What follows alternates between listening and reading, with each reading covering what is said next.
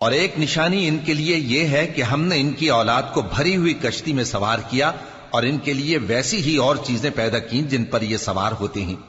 और अगर हम चाहें तो इनको गर्क कर दें, फिर न तो इनका कोई फरियाद रस हो और न इनको रिहाई मिले, मगर ये हमारी रहमत और एक मुद्दत तक के फायदे हैं। और जब इनसे कहा जाता है कि जो तुम्हारे आगे और जो तुम्हारे पीछे है उससे डरो ताकि तुम पर रहम किया जाए, और इनके पास इनके परवरदिगार की तरफ से कोई निशानी नहीं आती मगर उससे मुंह फेर लेते हैं।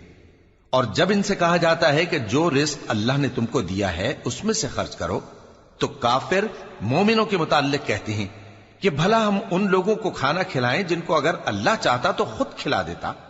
तुम तो खुली गुमराही में हो। और कहते हैं अगर तुम सच कहते हो तो बताओ ये वादा कब पूरा होगा।